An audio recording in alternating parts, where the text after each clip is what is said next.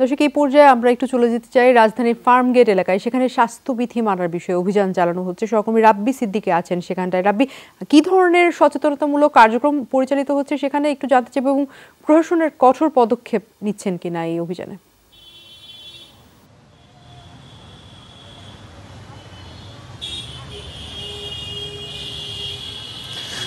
আপনি জানেন যে আসলে বেশ কয়েকদিন ধরেই কিন্তু এই নগরবাসীকে মাস্ক পরানোর জন্য কিন্তু নির্বাহী ম্যাজিস্ট্রেট যারা আছেন তারা কিন্তু চেষ্টা করছেন।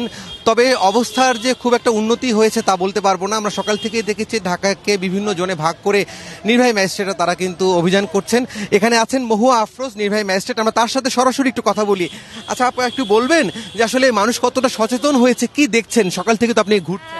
আমরা সকাল থেকে শুধু আমরা বেশ কিছুদিন থেকেই মোবাইল কোর্ট পরিচালনা করছি। করোনার দ্বিতীয় প্রকোপ মোকাবেলায় আমরা জেলা প্রশাসন ঢাকার পক্ষ থেকে অভিযান পরিচালনা করছি বেশ কিছুদিন থেকেই।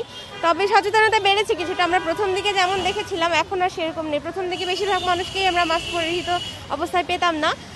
এখন সেই অবস্থার কিছুটা উন্নত হয়েছে। এখন আমরা বেশ কিছু মানুষকেই দেখছি মাস্ক পরিধান করছেন। আর পাশাপাশি যারা নিম্ন আয়ের মানুষ, অর্থাৎ যারা নিয়মিত মাস্ক কিনে পরিধান করতে পারছেন না, তাদেরকে আমরা জেলা প্রশাসন ঢাকার পক্ষ থেকে মাস্ক বিনামূল্যে বিতরণ করছি।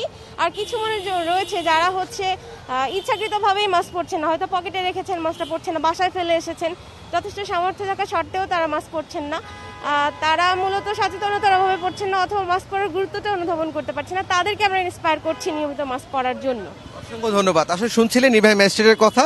আসলে মানুষকে উদ্বুদ্ধ করতেই কিন্তু তাদের এই কার্যক্রম, এবং এটি কিন্তু চলবে। আপনি এর মধ্যেই জানেন যে সেকেন্ড ওয়েভ চলছে সংক্রমণের, সেক্ষেত্রে আসলে এই অভিযানটি মাসব্যাপী চলবে।